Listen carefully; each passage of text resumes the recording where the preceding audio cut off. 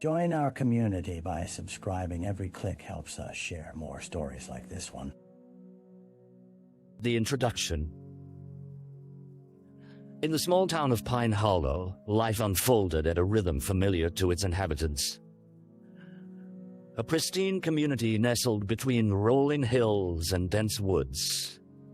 Its history echoed with tales of love, hardship, and resilience. On the surface, it was a picture-perfect setting where neighbors exchanged friendly greetings and small-town businesses thrived, supported by the loyal patronage of love. But shadows lurked beneath the tranquil veneer, past buried in layers of unspoken secrets. In the autumn of 2005, the crisp air was charged with an electric feeling. Unfamiliar, yet palpable. This particular October, whispers of a long-buried crime began to surface, disturbing the peace of Pine Hollow. It all started with the discovery of a faded newspaper clipping in the attic of the old McCarthy house, a local landmark poised to oblivion. The article described the mysterious disappearance of 16-year-old Lila Stewart, a vibrant high school junior who vanished one summer evening 1993. Her family had searched desperately, posting flyers, organizing prayer vigils, and empathizing with anguished parents who faced the unthinkable. For 12 years, her absence cast a dark cloud over the community, leaving behind an unshakable sense of loss that reverberated through Pine Hollow. The unsolved nature of Lila's case hung heavily, like a storm cloud that threatened to burst at any moment. Then, the unearthing of the article led to yet another wave of whispers. Who had kept these secrets? What truths lay obscured under decades of silence? For the residents of Pine Hollow, the journey toward the truth would soon begin. Unveiling the darkest corners of their idyllic setting. As autumn leaves fell, so too would the facade of a perfect town, revealing a chilling narrative that was far from over. The victim. Lila Stewart was not just another name on a missing persons list. She was the heart of Pine Hollow, a bright spark, in a town that had long been defined by its shared histories and idyllic charm. Born to Ellen and Thomas Stewart, Lila was the youngest of 3 siblings, adored for her zest for life and infectious laughter. Her presence could light up a room, a trait that endeared her to both classmates and neighbors alike. On the fateful evening of July 14, 1993, Lila had planned a casual outing with her friends after a sweltering day. Bright-eyed and every bit the typical teenager, she donned her favorite denim jacket, eager for a night of freedom. The group decided to make their way to Crescent Lake, a beloved local spot known for its shimmering waters and soft sandy shore. The sun dipped below the horizon, and the sky erupted in a chorus of oranges and purples as laughter echoed across the water. But as the clock struck 10, signaling the end of their evening, Lila announced she wanted to hike the nearby trail for a moment of solitude. A decision that would ultimately change everything. The last sighting of her was etched in the minds of her friends as they waved her off, unaware the sinister presence was about to alter their lives forever. While her friends packed up, a chilling stillness crept over the woods. Hours later, when Lila had not returned, concern morphed into panic. The sun had surrendered to nightfall before anyone dared to venture along the trail to find her. As dusk settled, the forest, once vibrant with the sounds of summer, felt menacingly alive. The search was swift yet futile. Hannah vanished without trace. Pine Hollow, while once a haven, was now a fractured landscape marked by her family was left shattered, the community haunted by questions that would remain unanswered. What happened to Lila Stewart, whose laughter had once filled the air? Understanding her pain was the key, and every whisper of memory drove investigators deeper into the heart of a crime that lay silent in the shadows. The crime scene. The search for Lila Stewart soon escalated into a full-scale investigation, with dozens of volunteers combing the woods surrounding Crescent Lake. Days turned into weeks, and the initial hope began to fade into a heavy cloak of despair. Yet the searchers pressed on, driven by the sense of summer earth and the distant echo of Lila's laughter that lingered in every corner of Pine Hollow. It wasn't until a crisp morning, just shy of 2 weeks into Lila's disappearance, that the first tangible clue surfaced. A group of hikers, navigating a less traveled path behind the woods near Crescent Lake, stumbled upon a clearinga spot marked by disturbed earth and a putrid smell.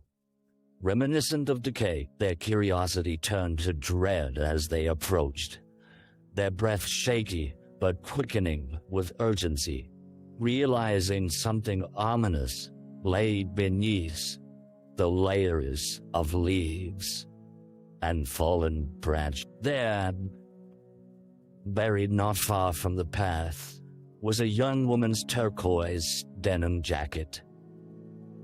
A garment once infused with laughter and summer nights, now stained with mud and dread. The hikers scrambled to call the authorities, their hearts pounding, a grim sense of foreboding tightening around their chests. When officers arrived at the scene, they cordoned off the area, fully grasping the gravity of the situation. Detective Jane Harper, seasoned and compellingly methodical, knelt next to the jacket, inspecting it close. The fabric was frayed around the edges, and she noted the absence of Lila's initials, which were often stitched inside. This jacket made a statement. He was a harbinger, a grotesque reminder that something terrible had happened. Digging further into the surrounding earth revealed not only remnants of Lila's belongings, but also traces of heavy vegetation that looked abnormal, roots that had been pulled up. Hints of a struggle, almost entirely erased. Detective Harper signaled the forensic team.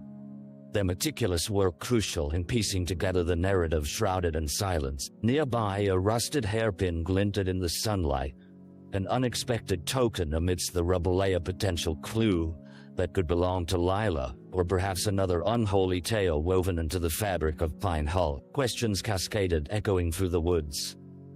Who had pulled her jacket into this secluded place? Who had left the harbinger of her life so callously discarded? The discovery of the jacket had unfolded a shocking chapter in Lila's fate, and Pine Hollow would never be the same. The threads connecting the town to her disappearance were fraying, and the urgency to unravel the truth intensified. The early investigation. As the sun dipped below the horizon on the evening following the discovery of Lila's jacket, Pine Hollow bore witness to an evolving climate of fear and uncertainty. Detective Jane Harper convened a meeting in the back room of the Pine Hollow Police Department, a small building that mirrored the town's cozy facade, but housed the weight of its profound tragedies. Attendees included her diligent partner, Officer Mark Jensen, the coroner, and a handful of local volunteers who had been instrumental in the initial search. Time is of the essence, Harper stated firmly, her voice steady despite the turmoil swirling within her. With every passing hour, our chances of finding Lila alive diminish further. We need to mobilize a focused investigation. Officer Jensen nodded thoughtfully, poring over the few leads they had. Eyewitness accounts noted that Lila had been seen wearing her denim jacket and blue tank top, yet nothing else had surfaced to define her movements. After she ventured onto the trail, screens in the department displayed photos of Lila alongside updates, on leads that were dwindling by the day. In the following weeks, detectives conducted interviews with friends, neighbors, and acquaintances, striving to paint a picture of Lila's life and relationship. They unearthed a vibrant young woman with dreams of becoming an artist, who spent weekends with friends at local fairs. She was well-liked, even admired, making it difficult to fathom who might have wanted to harm her. Yet tragedy often reveals friction beneath seemingly tranquil surfaces. A conversation with Lila's best friend, Sam, turned chilling when she revealed a recent argument over a boy who had shown interest in both a female local character with a reputation for trouble, who had been in the vicinity of the lake that fateful evening. The detective team began investigating his alibi, his past, and though he was a loose thread in a complex tapestry, they hesitated to focus solely on him, aware the lurking shadows might harbor multiple suspects. Meanwhile, calls poured in from the community, tips that varied from credible to ridiculous, fueling the detectives' resolve to untangle the truth from a web of deceit and fear. Even as they followed these leads, a sinister undercurrent began to emerge from the town's history, a series of unreported incidents involving other young women that had been buried in nostalgia, tugging at the fragile seams unraveling around Lila's case.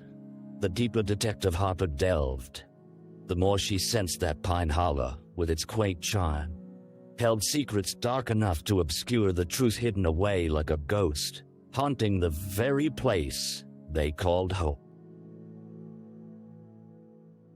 The dead ends.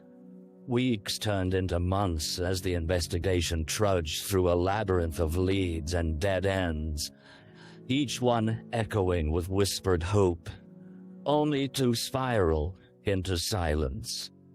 Lila Stewart's case, once bright and alive with a chance of resolution, began to fade like the summer light that dimmed over Pine Hollow. The cooling autumn brought with it a chill that seeped into the hearts of the townsfolk, leaving behind a collective sense of dread. Detective Jane Harper sat at her desk, littered with files, notes, and summation boards displaying a patchwork of leads that had gone cold. A faded photograph of Lila smiling brightly, her dreamlike aspirations preserved in time, glared back at her from beneath a pile of paperwork. Each day dealt a new sense of loss. The longer they waited, the more the urgency faded, replaced by cracks in the resolve of those involved. The latest suspect, a young man named Derek, the object of Lila's infatuation before her disappearance, crumbled under pressure and overwhelming personality, whose bravado masked fragility. He'd appeared nervous, his eyes darting, but each time he'd provided an alibi that checked out. As the investigation ventured further into his background, they uncovered unsavory connections, parties, drugs, and a reckless lifestyle, but ultimately, no clues tied him directly to Lila's fate. Time after time, detectives confronted the same heart-wrenching realization. What had happened to her was not just unknown. It was deliberately hidden, as if someone had stowed it away in a drawer, locked tight. Their inquiries revealed other young women's disappearances that echoed Lila's case, but those threads unraveled quickly, leading to no resolution. Disturbingly, few had been documented, properly problematic records buried beneath layers of neglect and time. Despite her exhaustion, Harper maintained her diligence, pondering the stories that lay in the sherbet-colored dawns of Pine Hollow that now felt gloomier than ever. It was not just another case lost to the shadows. Lila was a person, a daughter, a sister, a life snuffed out and forgotten. The weight of that realization hung heavily within the department. On a particularly bleak afternoon, as snow began to fall softly outside, Detective Harper clutched a mug of lukewarm coffee, staring absently at the wall of leads that now felt like a canvas of despair. The very fabric of the investigation wore thin, and she realized it was time to pivot. New strategies needed to emerge, a different lens through which to see the story waiting to be told, hoping to spark a light that would lead them back through the darkness where Lila had vanished. A break in the case, just as despair threatened to wrap itself around the investigation like an unwelcome shroud.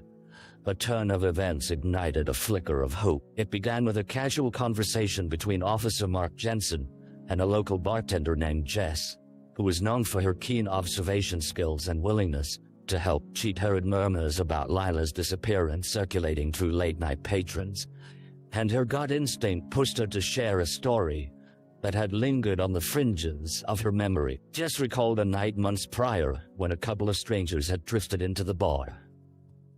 Locals in name, but not in habit. Two men with an unsettling presence. Their accusatory voices had punctuated the air as they bickered about something trivial, but one man made an offhand comment, something that clanked loud enough for Jess to register. "It wasn't supposed to go that way, man." The way he leaned forward, brow furrowed, gave her chills, as if he were teetering on the edge of something dangerously ominous. As she narrated the encounter, Officer Jensen listened intently, the gears in his mind revving up. Could there have been more to that comment? Chalking it up to drunken bravado or idle gossip may have seemed easy to dismiss, but Jess's instincts had never failed her. That night, Officer Jensen returned to the precinct, energized by a new lead. "Detective Harper, you need to hear this," he declared, sitting across from her with an urgency that rekindled her spirit. As he retold Jess's account, Harper's heart raced. Questions raced in her mind, entwined with the nagging fear that if they didn't act swiftly, they might lose this thread too. The following day, they tracked down the individuals Jess mentioned. Dylan and Chris, both transient and unmoored, had been regulars in local bars, but less so around the community. At first, they offered little more than inflated claims of drunken mischief. But Harper and Jensen unearthed evidence of prior troubles involving reckless behavior and disturbing rumors. When interrogated further, the air grew thick with tension. The detectives felt their earlier discoveries brush against the outlines of something more sinister, a fractured tale that possibly linked the dots between their transient lifestyle and Lila's disappearance. A search warrant was produced for their two-room apartment on the outskirts of town, hoping to slice through the web of lies. As they prepared for the next step, adrenaline coursing through each of them, Harper felt the weight of purpose lift her spirit. The break in the case suffused with a sense of urgent possibility. That truth, however brutal, lay just beneath the surface. Pine Hollow's dark corners were finally beginning to brighten, illuminating a path toward understanding what had happened to Lila Stewart. The suspect. The atmosphere was tense as Detective Jane Harper and Officer Mark Jensen approached the shabby apartment where Dylan and Chris resided, with each footstep echoing down the narrow hallway.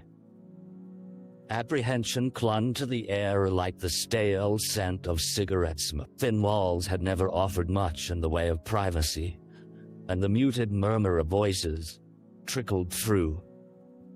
Conversations too low to decipher but heavy was the weight of uncertainty. They knocked firmly, and after a moment of hesitation, Dylan opened the door, his demeanor shifting from surprise to suspicion as he took stock of their uniforms. Harper introduced herself, her voice steady but commanding. "We'd like to ask you a few questions about Lila Stewart. Do you mind if we come in?"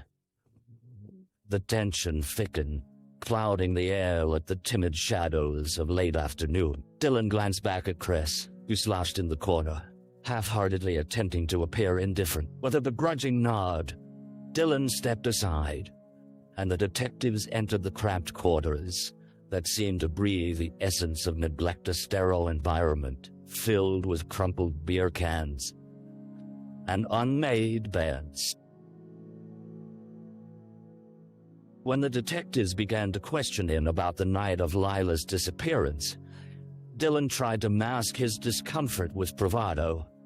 His laughter felt forced, vibrating off the peeling wallpaper like a warning bell. As they pressed him about his whereabouts that evening, he constantly shifted in his seat, claiming to have been just hanging out with Chris, a defense that fell flat under their scrutiny.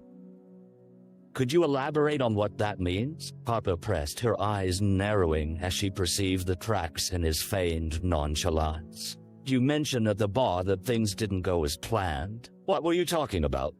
Dylan faltered, a cockney silence filling the space between them. Chris, clearly perturbed, chimed in, "We don't know anything about that girl," deflecting sharply. Yet, as Harper watched them interact, a dynamic unfolded that spoke volumes. The tension between the two men was palpably a volatile mix of fear and aggression, a clear signal that something deeper lay hidden beneath the surface. Tangled in layers of fear, knowing more than they were letting off. After hours marked by evasion and circumstantial evidence, the detectives left with little concrete information, but the weight of suspicion hung over them like storm clouds. Both men were linked to a string of minor offenses, but nothing solid enough to hold them accountable for Lila's fate. As they regrouped at the precinct, Harper paced back and forth, her mind racing. "We need to connect the dots," she urged to Jensen. "There's something they're afraid of, something worth hiding. I can feel it. Something worth hiding." The flicker of determination ignited within her. The investigation had reached a boiling point, and the breath of truth was closer than ever. If Dylan and Chris were the key to unraveling the circumstances of Lila's disappearance, they would stop at nothing to pry the secrets from the shadows and, finally, expose the painful truth lurking in the heart of Pine Hollow. Trial. As winter coalesced around Pine Hollow, the community braced itself for the trial that would send ripples through its very fabric. The court proceedings were set to commence, rounded in a whirlwind of evidence, hearsay, and deeply rooted emotions. For the families of Lila Stewart and those deeply affected by her disappearance, it was a reckoning long sought after, a chance to reclaim some semblance of justice.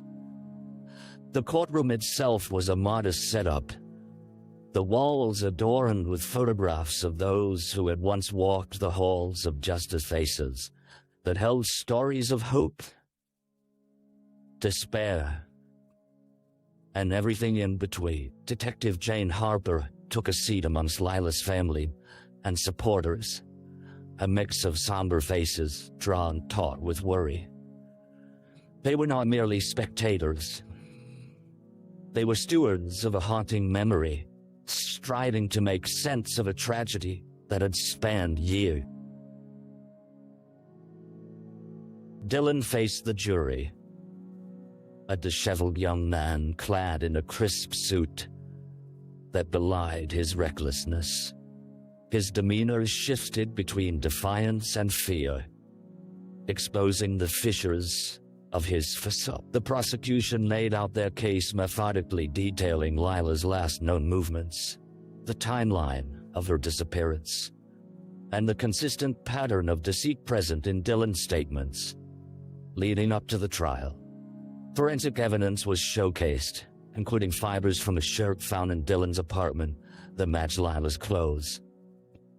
Each revelation sent shockwaves through the attendees, their emotions teetering on the precipice of hope and grief. Throughout the proceedings, Harper took meticulous notes, her mind racing to stitch together the jagged pieces of truth. Witness testimony unwrapped layers of lies, revealing chilling interactions that Dylan had with Lila's friends, punctuated with unsavory innuendos and subtle threat. The defense attempted to create reasonable doubt, painting Dylan as a victim of circumstance, entangled in a world distorted by fear and addiction.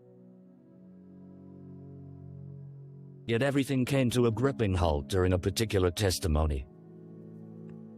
Lila's best friend, Sam, bravely stepped onto the stand, recounting their last memories together. Her voice trembled, but resonated with unwavering conviction, illuminating the life and vibrancy of Lila. As she spoke of shared dreams, countless laughs, and the terror of losing her friend, a hush.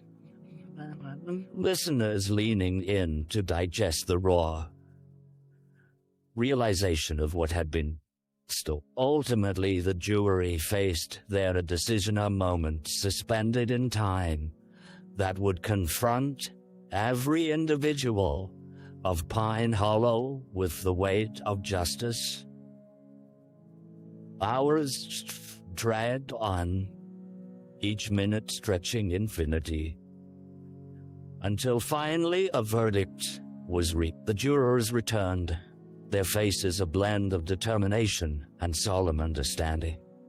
When the foreman announced that Dylan was found guilty of manslaughter, a wave of emotions flooded the room, relief intertwined with sorrow. The trial etched into the history of Pine Hollow, a collective mourning for the loss of Lila, but also a glimmer of closure. Detective Harper exhaled deeply, having battled both justice and her own darkness. As people filed out of the courtroom, a sense of uneasy hope rippled through the crowd. While justice had been served, the scars left on Pine Hollow remained, fractures in a community now forced to weave together the threads of grief and resilience, honor Lila's memory, and rebuild the trust that had lain shattered for far too long. The aftermath. The courtroom echoes, once filled with a cacophony of arguments and gas, had settled into an unsettling silence as the community of Pine Hollow began to digest the aftermath of Dylan's conviction. The complexities of grief surfaced in murky waves. Each person was touched differently by the loss of Lila Stewart and the implications of the trial that had finally uncovered the truth, albeit in a harrowing way. Detective Jane Harper stood on the steps of the courthouse, where frigid air swept around her and the scent of damp earth hung heavy. The sunlight struggled against thick clouds, mirroring the unresolved emotions engulfing the townsfolk as they departed. They had gained closure, yes, but at a steep price. A young life cut short, the innocence of youth overshadowed by tragedy. As weeks passed, Pine Hollow emerged from the darkness slowly but deliberately. Residents sought to heal, creating a memorial by Crescent Lake in Lila's Honor, soft refuge adorned with flowers, photographs, and notes written in love and longing. Candles flickered like distant stars along the shore, representing a light that had once shone brightly in their community, now dulled by sorrow. In the quiet corners of the town, those who had resided in the shadows emerged, whispering their own stories of lost connections and fears from unreported incidents buried beneath Pine Hollow's placid surface. Harper found herself inundated with names and accounts of past misdemeanors and disappearances that the community had once brushed aside. Young women who, like Lila, had slipped through the cracks of collective memory. Meanwhile, Harper grappled with her own mixed feelings. The triumph of solving the case felt tainted when framed against the stark reality of Lila's absence. The realization that justice, while pursued fiercely, couldn't bring back the laughter or the dreams lost, weighed heavily in her mind. Counseling sessions, initiated in the wake of trauma resurfacing, became a lifeline for many, including her, drawing the community together through shared grief and recovery. In the larger scheme, a conversation ignited within Pine Hollow about vigilance and the importance of listening to troubled voices of young women caught in murky situations they dared not vocalize. Efforts intensified to establish safety programs and community outreach, hoping to encapsulate Lila's memory into a force for positive change. As the sun set on a cool March evening, Detective Harper gazed at the memorial by the Lakea place. Now able to cradle memories instead of anguish, she understood that Lila, in her vivacity, would always live on in the spirits of those willing to champion the light she once embodied. The echoes of laughter, woven into the fabric of Pine Hollow, would slowly return, even as the shadows lingered. A reminder to hold closely the preciousness of life, each moment.